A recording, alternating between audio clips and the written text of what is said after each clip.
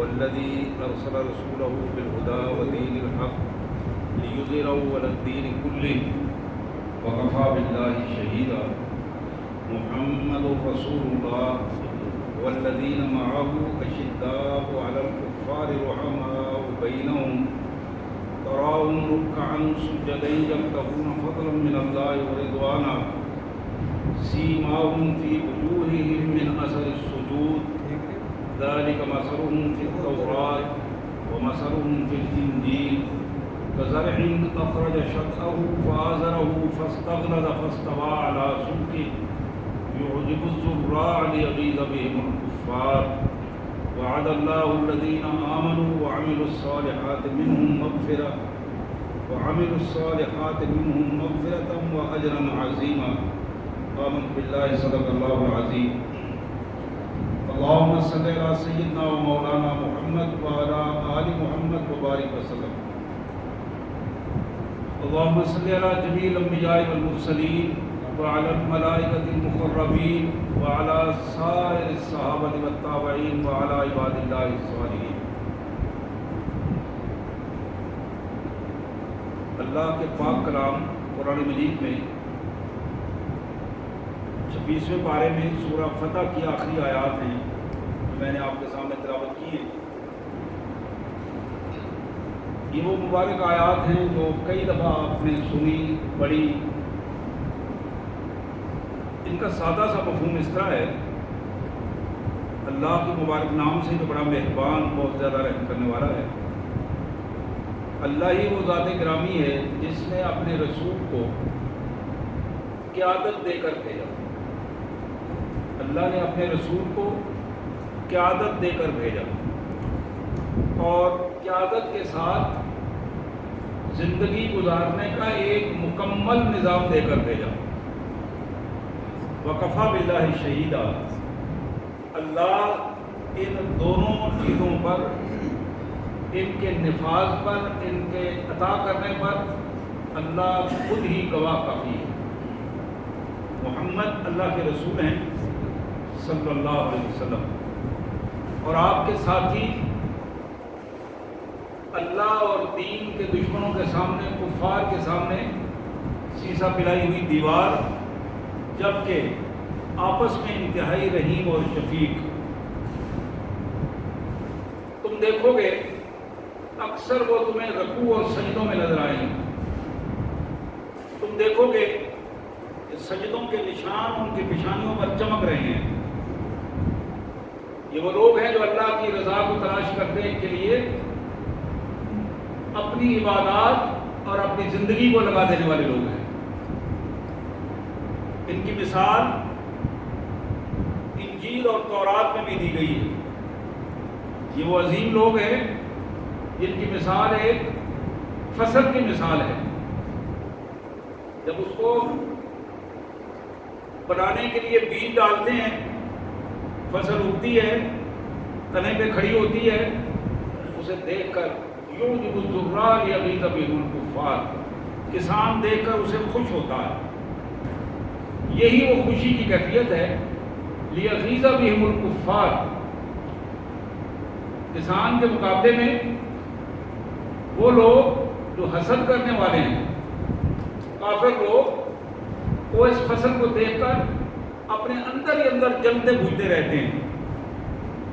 کائنات کے مالک نے اپنے ایمان والے بندوں سے یہ وعدہ کیا ہے کہ جو میرے ایمان والے بندے ہیں، جو اپنی زندگی کو سنوار کر نیک اعمال کرتے ہیں، ہم ایسے لوگوں کو معاف بھی کریں گے اور اپنے اجر عظیم انعامات سے بھی نوازیں گے. سبحان اللہ و بحمدہ، سبحان اللہ العظیم و بحمدہ نستغفر اللہ. یا کریم، یا ارحم الراحمین، یا ذا الجلال والاکرام.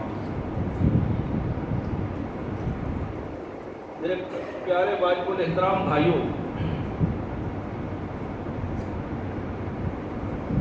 ہم نے پچھلے جمعۃ المبارک کو جو موضوع رسول کائنات صلی اللہ علیہ وسلم کی مکی زندگی کا ایک طائرانہ جائزہ تھا. نبی رحمت صلی اللہ علیہ وسلم نے 12 ساڑھے 12 سال کے قریب جو مکہ مکرمہ میں زندگی گزاری، کس طرح دین کو لوگوں کے سامنے پیش کیا، کس سطح پر سے کام شروع ہوا، اور غار حرا سے شروع ہو کر کس طرح ایک ایک آدمی سے مل کر 3 سال تک مسلسل ابتدائی دعوت چلتی رہی، اور کس طرح نبی رحمت صلی اللہ علیہ وسلم نے 12 سے 6 سال کا عرصہ ایسا گزارا کہ انتہائی مخالفت اور ایک طوفان بدتمیزی تھا جو آپ کے خلاف کھڑا ہوا، اور پھر آخر میں اللہ کے رسول صلی اللہ علیہ وسلم کو جب شیب ابی طالب میں مشکل ترین وقت گزارنا پڑا، اس کے بعد کائنات کے مالک نے آپ کو معراج سے نوازا، اور پھر ریاست مدینہ کے خط و خال آپ کے سامنے آئے۔ تو یہ ایک پوری تاریخ تھی، مختصر سے وقت میں 12.5 سال زندگیوں میں کوئی لمبی چوڑی زندگی نہیں ہوتی۔ ہم اپنی زندگی میں دیکھتے ہیں ہمارے نوجوان بچے جن کی عمریں 35-40 سال تک ہو گئی ہیں، ان کے بچے جوانی کی کیفیت میں ہیں، لیکن ابھی تک وہ بچپنے سے باہر نہیں نکل پا رہے، ابھی تک سوچ پختہ نہیں ہو رہی، بات کرتے ہوئے عمل کرتے ہوئے پختگی کا اظہار نہیں ہو رہا۔ اس کی وجہ کیا ہے؟ نظریات پختہ نہیں ہیں۔ کسی قوم کے جب نظریات پختہ ہوں، ان نظریات کی بنیاد پر اگر ان کی تربیت پختہ ہو جائے تو پھر وہ پہلو آتا ہے کہ چھوٹے چھوٹے بچے پھر خوبصورت باتیں اور مستقبل کی باتیں اور پلاننگ کی باتیں اور ایک پورے نظام کی باتیں کیا کرتے ہیں۔ نبی محترم صلی اللہ علیہ وسلم کا دور مبارک جو مکی دور ہے، یہ 12-13 سال کی تربیت کا دور ہے۔ 12-13 سال میں آپ نے ایسے ایسے ہیرو کو تراشا، 12-13 سال میں ایسے ایسے خوبصورت کردار پیدا ہوئے جن کو دنیا کی تاریخ نے کبھی بھی ان جیسا تاریخ میں کوئی فرق دیکھا نہیں، کبھی بھی نہیں دیکھا۔ یہ بات پوری دعوے اور چیلنج کی بات ہے۔ آج 1500 سال گزرنے کے بعد بھی تقریباً آج تک دنیا یہ حیران ہے کہ وہ کردار، وہ گفتار، وہ رابطے، وہ ذریعے، وہ نظریات کی پابندی اور نظریات پر ڈٹ جانا، محمد رسول اللہ صلی اللہ علیہ وسلم کی ذات گرامی پر جانوں کو قربان کرنا، مالوں کو قربان کرنا، فیملیوں کو قربان کرنا، اور اپنے نظرات کے لیے اپنے آپ کو پیش کر دینا، یہ کوئی معمولی بات نہیں، کوئی معمولی بات نہیں۔ یعنی یہ میں بالکل چھوٹی سی ایک مثال آپ کے سامنے، کئی دفعہ آپ نے یہ مثال سنی ہوگی۔ قرآن مجید کی ایک آیت اترتی ہے کہ لوگوں، نیکی تک پہنچنے میں تمہیں اس وقت لطف آئے گا، مزہ آئے گا جب تم اپنی پسندیدہ ترین چیز اللہ کی راہ میں قربان کر دو۔ ایک جملہ تھا 4 پارے کے شروع میں، یہ آیت مبارک اتری۔ نیکی کو اس وقت تک حاصل تم نہیں کر سکتے، نیکی کا عروج، کلائمیکس اس وقت تک تمہیں نہیں ملے گا جب تک اس دنیا میں رہتے ہوئے اپنی پسندیدہ ترین چیز کو، اپنی پسندیدہ ترین چیز کو اللہ کی راہ میں قربان نہ کرو۔ ایک شخص اٹھتا ہے، عرض کرتا ہے اللہ کے رسول صلی اللہ علیہ وسلم، مدینہ طیبہ میں اتنے ایکڑوں میں میرا باغ ہے، ایکڑوں میں، مرلوں یا کناروں میں نہیں، ایکڑوں میں، اسی کے اندر میرا گھر ہے، وہیں میں رہتا ہوں، آپ جانتے ہیں۔ اور یوں تو اللہ تعالیٰ نے مجھے اور بھی بہت ساری زمینیں دی ہیں، لیکن یہ جگہ مجھے بڑی پسند ہے، اس کی وجہ سے ہی میں نے وہاں اپنا گھر، بیوی بچے وہیں رکھے ہیں اور وہیں ہم رہتے ہیں۔ تو یہ میری بڑی پسندیدہ جگہ ہے، مجھے بڑی خوشی ہوتی ہے جب میں اپنے گھر میں جاتا ہوں اور اس کے اندر آپ یہ فرمائیں کہ اگر میں اللہ سے سودا کر لوں، وہ پورا باغ مالک کو دے دوں، کہ اللہ مجھے جنت دے دے گا؟ اب ذرا غور کیجیے، ہم نے جنت کو تو ویسے ہی مذاق بنایا ہوا ہے، نعوذ باللہ، ہمارے شہروں نے بھی، ہم نے بھی، ہم سمجھتے ہیں یہ دنیا داری کو ہی سب کچھ سمجھتے ہیں، اسی کے لیے ہم آخر جان تک لگا دیتے ہیں، نعوذ باللہ۔ اس بندے کا، نظریاتی بندے کا یہ سوال تھا، کیا مجھے جنت مل جائے گی؟ حضور صلی اللہ علیہ وسلم نے یقین دلایا کہ کیوں نہیں، جنت ملے گی، اللہ تمہاری اس قربانی سے خوش ہوگا، تمہاری اس قربانی کے بدلے میں تمہیں جنت ملے گی۔ اور پھر یہ تاریخ کی مثال میں اس لیے کہہ رہا ہوں، بات اللہ کے رسول کے سامنے کی ہے، اپنے اس باغ کے باہر کیا ہے، اندر قدم نہیں رکھا۔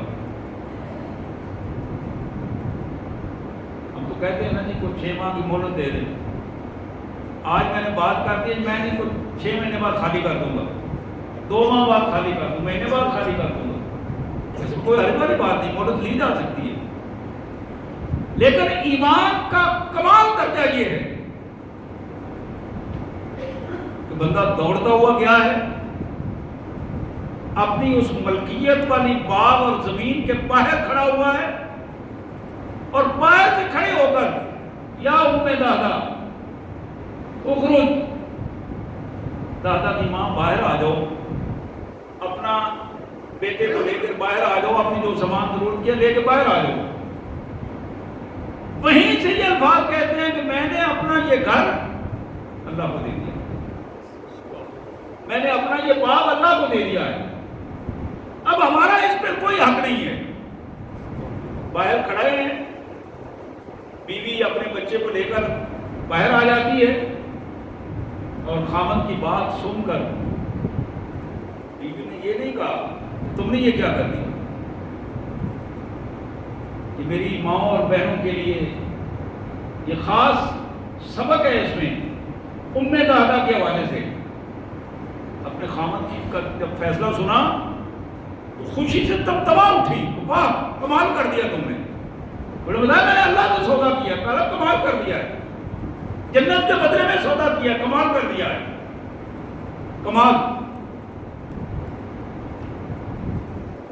میں ذکراً یہاں رک کے یہ بات کروں، شاید غلط نہ ہوگی، آج ہم اپنے حلال حرام کما کر مختلف طریقوں سے اپنی اولاد کے لیے وہ جو چھوڑ کے جاتے ہیں، تو یقین کیجئے سالوں گزر جاتے ہیں، اولاد کو پرواہ بھی نہیں ہوتی، سالوں گزر جاتے ہیں،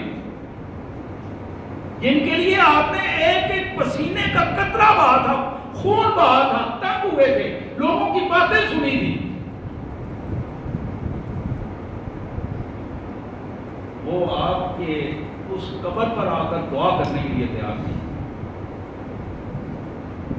اس لیے کوئی بات فرصت ہی نہیں ہے، جو کچھ آپ ان کو دے رہے ہیں اس سے ان علم ضروروں کی فرصت نہیں۔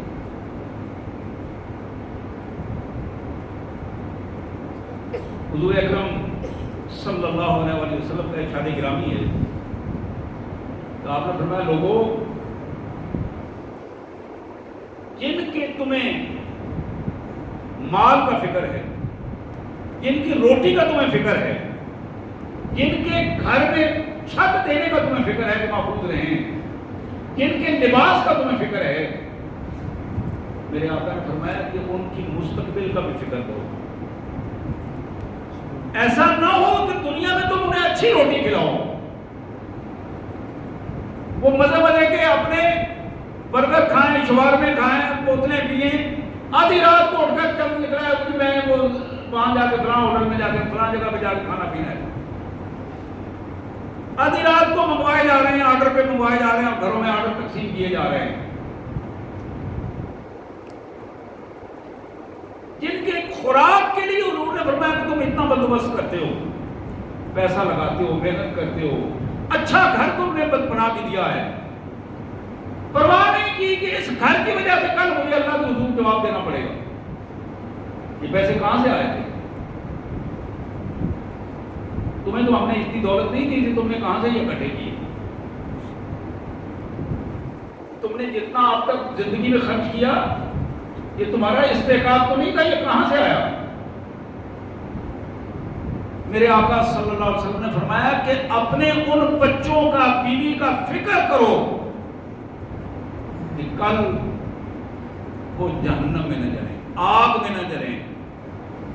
ایسا نہ ہو کہ ایک ہی آگ میں تم بھی جل رہے ہو اور تمہارے بچے بھی جل رہے ہوں اور پھر تمہیں یاد آ رہا ہو یہ تو دنیا داری میں کیا ہو گیا. کاش کہ میں اس وقت بات سمجھ آتی، کاش میری اس وقت سمجھ میں آ جاتی بات. تو نبی اکرم صلی اللہ علیہ وسلم نے فرمایا کہ جن بچوں کو تم کھانا کھلاتے ہو، جن کو لباس مہیا کرتے ہو، جن کو تم نے گھر مہیا کیا ہے، ان کے مستقبل کی فکر کرو، آخرت کی زندگی کی فکر کرو کہ وہ تمہاری آخرت کی زندگی وہی اصل چیز ہے جو تم ان کو گفٹ کر رہے ہو، تحفہ دے رہے ہو. اور اگر تم نے آخرت کی زندگی کو محفوظ کر کے ان کو تحفہ نہ دیا تو پھر تم خود بھی تباہ ہو جاؤ گے اور وہ بھی تباہ ہو جائے گے. تو میں یہ عرض کر رہا تھا کہ رسول اللہ صلی اللہ علیہ وسلم نے ہیرے تراشے ہیں، ہیرے تراش تراش کر دنیا کو، پوری دنیا کو امامت کے لیے دیے ہیں. جناب ابو طلحہ نے بچے کو انگلی سے پکڑا، اپنی اہلیہ کو ساتھ لیا اور پھر اپنے کسی دوسرے مقام پہ دوسرے گھر میں چلے گئے. حضرات یہ ایک مثال ہے. آپ یقین کریں کہ ایک دو نہیں، سینکڑوں نہیں، ہزاروں مثالیں ایسی ملتی ہیں. محمد کریم صلی اللہ علیہ وسلم کے ایک جملے پر، ایک جملے پر، ایک اشارے پر اپنی ساری کی ساری جائیدادوں کو اور جانوں کو تک کو بھی قربان کرنے کے لیے تیار ہو. تو ہم تذکرہ کر رہے تھے مکی زندگی کا.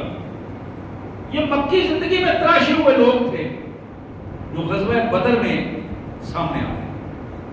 یہ تقریباً 150 کے قریب افراد تھے. باقی 150 کے قریب افراد جو ہے وہ مدینہ طیبہ سے تھے، انصار تھے ان مہاجرین کے ساتھ. اور آپ کو علم ہے اللہ کے نبی صلی اللہ علیہ وسلم نے مدینہ طیبہ جاتے ہی سب سے پہلا کام جو کیا تھا وہ میثاق مدینہ. سب سے پہلا کام جو محمد رسول اللہ صلی اللہ علیہ وسلم نے مدینہ منورہ میں جاتے ہی کیا وہ میثاق مدینہ تھا. وہ معاہدہ تھا، وہ ایگریمنٹ تھا جو مدینہ میں رہنے والی ساری قوتوں کو ملا کر کیا گیا. بالخصوص یہ یہود کے ساتھ یہ معاہدہ تھا. وہ جو اپنے آپ کو مدینہ کا کرتا دھرتا سمجھتے تھے اور یہ سمجھتے تھے کہ ان کی معاشی چابیاں ہمارے پاس ہیں، تالے ہم نے لگائے ہوئے ہیں، تو یہ ممکن نہیں کہ معاشی طور پر آگے بڑھ سکے. آج کی ہماری یہی حالت ہے، معیشت پاؤنڈ گری ہوئی ہے اور ہم اس معیشت کے بدلے میں کیا کر رہے ہیں. آج 70-80 سال ہو گئے لوگوں کے سامنے ہاتھ پھیلا رہے ہیں، کبھی امریکہ کے سامنے، کبھی ورلڈ بینک کے سامنے، کبھی رشیا سے تیل لینے کے لیے کامیاں ڈالتے ہیں، کبھی ادھر کبھی ادھر. تو یہ ہمیں اندازہ نہیں ہو رہا کہ ہم کہاں کھڑے ہیں اور کیا کر رہے ہیں. بتایا بھی جا رہا ہے، ساری چیزیں کھل کے بتائی جا رہی ہیں، اس کے باوجود ہم وہ بات سمجھ نہیں پا رہے. بار بار یہ بات بتائی جا رہی ہے وَمَنْ أَعْرَضَ عَنْ ذِكْرِي فَإِنَّ لَهُ مَعِيشَةً ضَنْكًا وَنَحْشُرُهُ يَوْمَ الْقِيَامَةِ أَعْمَىٰ. لوگوں معیشت اس مسلمان کی تب ہوتی ہے جو کلمہ پڑھ کر اللہ کی بجائے دوسرے کے سامنے ہاتھ پھیلاتا ہے. کلمہ رب کا پڑھتا ہے، اللہ وحدہ لا شریک کا پڑھتا ہے، کہتا ہے اشہدو ان لا الہ الا اللہ وحدہ لا شریک لہ. زبان سے جماعت کہتا ہے، زبان سے کہتا ہے ایاک نعبد و ایاک نستعین، زبان سے کہتا ہے اہدنا الصراط المستقیم. کلمہ رب کا پڑھتا ہے، کلمہ محمد رسول اللہ کا پڑھتا ہے، لیکن گھٹنے ٹیکتا ہے یہودیوں کے سامنے، عیسائیوں کے سامنے، گھٹنے ٹیکتا ہے ہندوؤں کے سامنے. یہ وہ ذلت اور ذلالت ہے جو معیشت کو تباہ و برباد کر جاتا ہے. اس معیشت کی تباہی اور بربادی کا انجام انتہائی برا ہے، انتہائی برا ہے. تو میرے پیارے بھائیوں، یہاں جس معیشت کی بربادی کی بات آج ہم کر رہے ہیں، اس کا حل رسول اللہ صلی اللہ علیہ وسلم نے ریاست مدینہ کے پہلے دن کر کیا تھا، پہلے دن کیا تھا. اور اس میثاق مدینہ میں محمد کریم صلی اللہ علیہ وسلم کی ذات گرامی کو مدینہ کی اسلامی ریاست کا پہلا سربراہ تسلیم کر دیا گیا تھا عملی طور پر. میثاق مدینہ کا کہ آخری شرط یہ تھی کہ اگر کسی موقع پر اس پورے معاہدے میں جھگڑا ہو جائے، آپس میں غلط فہمی ہو جائے، جھگڑا ہو جائے، تو آخری فیصلہ محمد رسول اللہ صلی اللہ علیہ وسلم کریں گے. جو فیصلہ آخری محمد رسول اللہ صلی اللہ علیہ وسلم کریں گے وہی فیصلہ قابل قبول ہوگا دونوں کے. تو یہی وہ شرط تھی جس نے محمد رسول اللہ صلی اللہ علیہ وسلم کو مدینہ کی اس ریاست کا سربراہ ڈکلیئر کر دیا تھا. تو مدینہ کی اسلامی ریاست میں پہلی چیز جو میں عرض کر رہا تھا اس کو میثاق مدینہ. اور میثاق مدینہ میں اس میں کوئی شبہ نہیں کہ اپر ہینڈ مسلمانوں کا تھا، اسلامی ریاست بن گئی. لیکن اس کے باوجود اس ریاست میں رہنے والے جتنے غیر مسلم تھے ان کے بنیادی حقوق کا تحفظ کرنا وہ بھی اسلامی حکومت کی ذمہ داری میں شامل ہے.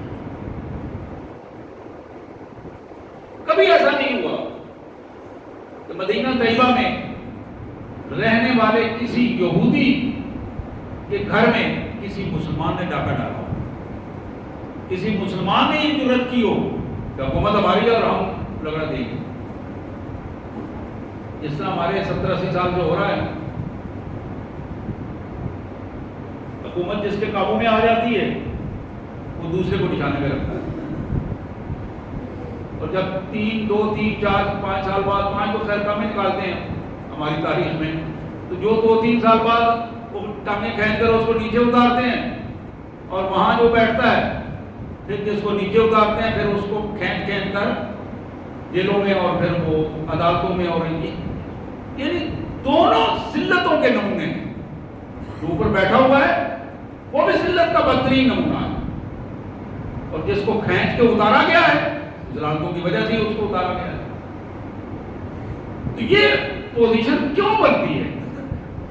یہ پوزیشن اس لیے بنتی ہے جب تو آپ سیدھی بات کرتے ہیں نا، جب تبصرہ کریں، سچی بات کریں، اسلام کا آئینہ دکھائیں، بعد ہمارے بھائی بڑے پریشان ہو جاتے ہیں. یہ سیاسی باتیں کر رہے ہو.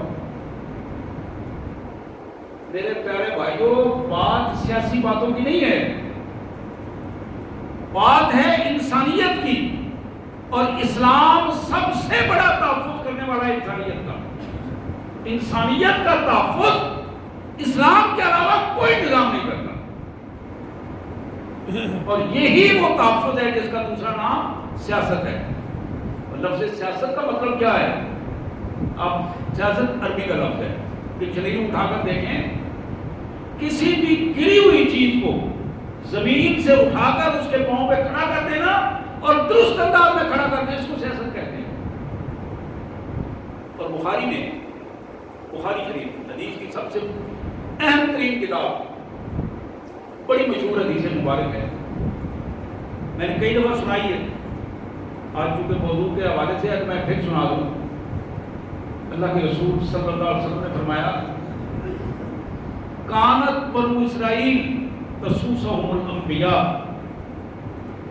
کلما ہلاک نبی خلفہ نبی وانما انا خاتم النبیین لا نبی بعدی ولکن بعدی خلفاء. یہ الفاظ محمد رسول اللہ کے ہیں صلی اللہ علیہ وسلم. آپ نے فرمایا کہ یہ جو بنی اسرائیل گزرے ہیں، ان کی سیاست ان کے انبیاء کے ذمہ تھی. جتنا بڑا نبی درجے سے، جتنا بڑا رسول درجے کے اعتبار سے، اتنا وہ بڑا سیاستدان. یعنی وہ نبیوں نے قوموں کی گری ہوئی حالت کو اٹھایا، نبیوں نے قوموں کی اصلاح کی، رسولوں نے قوموں کی اصلاح کی۔ تسوسہم الانبیاء، رسولہ نے فرمایا کہ میرے سے پہلے جو نبی آئے انہوں نے سیاسی زندگی کے اعتبار کی بنیادیں ڈالی اور اس سیاست کے اعتبار سے قوموں کی اصلاح میں اپنا کردار ادا کیا۔ آپ نے فرمایا کہ جب ایک نبی فوت ہو جاتے اللہ ان کی جگہ دوسرا نبی بھجوا دے، تو ایک سلسلہ چلتا رہا اور پھر فرمایا کہ انا خاتم النبیین، میرے بعد کوئی نبی نہیں آئے گا، میرے بعد کوئی نبی نہیں آئے گا، میں آخری نبی ہوں، بلاکن بعد خلفاء، میرے بعد خلیفہ آئیں گے، خلفاء ہوں گے، اور وہ میری انہی ذمہ داریوں کو جو دین کے نفاذ کی ذمہ داریاں ہیں، اللہ کے کلمے کو بلند کرنے کی ذمہ داریاں ہیں، اللہ کے دین کے نفاذ کی جو ذمہ داریاں ہیں، اقامت دین کی جو ذمہ داریاں ہیں، ان ذمہ داریوں کو میری امت کے خلفاء ادا کریں گے، بلاکن بعد خلفاء۔ خلفاء جناب ابوبکر صدیق، فاروق اعظم، عثمان غنی اور حیدر کرار رضی اللہ تعالی عنہ، یہ خلفاء ادا کریں گے، اور پھر قیامت تک میری امت کے آنے والے خلفاء ان ذمہ داریوں کو اسی انداز میں ادا کرتے رہے۔ تو میں یہ عرض کر رہا تھا کہ مدینہ طیبہ میں اسلامی ریاست جو بنی اس کی بنیاد میثاق مدینہ، پہلا معاہدہ۔ آج بھی جہاں بھی اسلامی ریاست اپنے اصل نظریات پر وجود میں آئے گی، جہاں مسلمان عزت سے رہیں گے، اپنے نظریات کے مطابق رہیں گے، وہیں غیر مسلموں کو اس بات کی پوری اجازت ہوگی کہ وہ اپنے قانون کے مطابق اپنی عبادت گاہوں میں اپنی عبادت کر سکیں۔ آپ کے علم میں ہوگا ایک موقع پر فاروق اعظم رضی اللہ تعالیٰ عنہ کو یہ عرض کی گئی، آپ عیسائیوں کے گرجے میں گئے،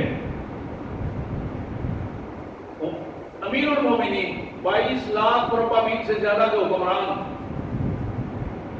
پاکستان کے اس رقبے سے 8-10 گنا زیادہ رقبہ، جلیل القدر حکمران، اس عیسائیوں کے گرجے میں انہوں نے بلایا، وہاں معاہدہ ہوا، بات ہوئی، تو وہیں عیسائیوں نے کہا کہ حضرت آپ تشریف لائے ہیں، نماز کا وقت ہو گیا ہے، تو ہم نے بھی اپنی عبادت کرنی ہے، آپ اپنی عبادت کر لیں، ہمارے گرجے میں ہی کر لیں، کوئی حرج، یہ بھی اللہ کا گھر ہی ہے، ہم اسے اللہ کا گھر سمجھتے ہیں۔ آپ نے فرمایا نہیں، میں نے جہاں نماز پڑھ لی، ایسا نہ ہو کہ میرے بعد مسلمان اس جگہ پر دعویٰ کر کے تمہارے گرجے پر قبضہ کر لیں، کوئی وقت قیامت تک ایسا نہ ہو جائے کہ جناب ہمارے خلیفہ نے یہاں نماز پڑھی تھی۔ اب ذرا غور کیجیے کتنی بڑی بات ہے جو قیامت تک آنے کے لیے تحفظ دے دیا کہ میں نے اگر یہاں نماز پڑھی تو ممکن ہے تمہارا یہ گرجا جو ہے یہ اس انداز میں صحیح سلامت نہ رہے، میں اس کی سلامتی کا تمہیں تحفظ کا کی ضمانت دیتا ہوں۔ آپ نے فرمایا باہر خالی جگہ پہ جا کے نماز پڑھی۔ تو میرے پیارے بھائیوں، یہ جو میثاق مدینہ تھا، حقیقت میں آج اگر امت مسلمہ اپنی پہچان کھو نہ پاتی، اپنے آپ کو ذلت کی گہرائیوں میں، اتھاہ گہرائیوں میں نہ گرا دیتی، تو آج امت مسلمہ پوری دنیا پر اپنا ورلڈ آرڈر جاری کرتی، پوری دنیا پر اپنے نظام کو پیش کر رہی ہوتی، پوری دنیا پر محمد رسول اللہ صلی اللہ علیہ وسلم کے لائے ہوئے نظام کو کا پھریرا لہرا رہا ہوتا۔ لیکن آج ہم کیا، ہماری تو اپنی معاشی حیثیت بگڑ گئی ہے، اور وہ مسلمان جن کے پاس معاشی حیثیت ہے وہ بھی یہودیوں اور عیسائیوں کے واجگزار بنے ہوئے ہیں، یہودیوں اور عیسائیوں کے سامنے اپنے آپ کو گرا کے انہوں نے اپنی حیثیت جو ہے امت کی حیثیت ختم کر دی ہے۔ تو میرے پیارے بھائیوں، تو یہ پہلا مرحلہ جس کا میں نے ذکر کیا۔ دوسرا مرحلہ غزوہ بدر کا مرحلہ. یہ بڑے مراحل میں بات کروں، چھوٹے چھوٹے چیزیں تو اس میں ہوتی نہیں. اب غزوہ بدر محمد رسول اللہ صلی اللہ علیہ وسلم کی طرف سے نہیں ہوا. غزوہ بدر ایک دفاعی جنگ تھی. دفاعی جنگ تھی جو کفار قریش مکہ مکرمہ سے چل کر مدینہ منورہ کو نعوذ باللہ تباہ کرنے کے لیے نکلے تھے. اور ان کو پتا تھا کہ مدینہ کی آبادی ایک قصبے کی آبادی ہے. ان کو معلوم تھا کہ ہمارے بندے جو ان کے ساتھ ہیں وہ 100-150 بندہ ہے. تو زیادہ سے زیادہ اب جو 2 سال میں ان کے ساتھ بندے ہو گئے 100-150 اور ہو جائے گا. اس بنیاد پر وہ 300 کے مقابلے میں 1000 بندہ لے کر آئے. غور کیجیے، یہ دنیا داری کے اعتبار سے بڑی پلاننگ کے ساتھ آئے. ہر بندے کے پاس ہتھیار، ایک نہیں کئی ہتھیار، تلوار الگ، ڈھال الگ، نیزہ الگ، ہر بندے کے پاس. اور جو دستہ تھا آگے جو فرنٹ پہ ہوتا ہے، ہراور دستہ جسے کہتے ہیں، ان کے پاس وہ زریں موجود تھی، لوہے کے لباس موجود تھے، سواریاں سب کے پاس موجود تھی. تو مدینہ طیبہ سے تقریباً 70 میل دور یہ بدر کا مقام ہے. اللہ کے رسول صلی اللہ علیہ وسلم کو جب اطلاع ملی تو حضور صلی اللہ علیہ وسلم نے صحابہ سے مشورہ کر کے کفار کو باہر مدینہ کے حد سے باہر روکنے کی آپ نے حکم دے دیا. ان کو ہم مدینہ کے حد میں نہیں آنے دیں گے. اور یہ جملہ اور یہ عمل بڑا تاریخی عمل ہے. وہ آ رہے ہیں اپنے گھر سے جنگ کو مدینہ کی ریاست میں لڑنے کے لیے، لیکن مدینہ کے سربراہ نے یہ فیصلہ کیا ہے کہ ہم ان کو اپنے حدود میں نہیں آنے دیں گے، ہم مدینہ سے باہر ان کو وہیں جہنم میں پھینکیں گے. وہیں نبی رحمت صلی اللہ علیہ وسلم نے ایک چھوٹی سی میٹنگ فرمائی. میٹنگ اور بڑی یہ خوبصورت میٹنگ تھی جو رسول اللہ صلی اللہ علیہ وسلم نے فرمائی، جس میں انصار بھی بیٹھے ہیں، صحابہ مہاجرین بھی بیٹھے ہیں. حضور صلی اللہ علیہ وسلم نے یہ ساری صورتحال ان کے سامنے رکھی. اس وقت کفار قریش بھی ہم اس انداز میں آ رہے ہیں اور ان کا مقابلہ کرنا ہے. تو کیا خیال ہے؟ یہ جملہ آپ نے 1 دفعہ بولا، 2 دفعہ بولا، 3 دفعہ بولا،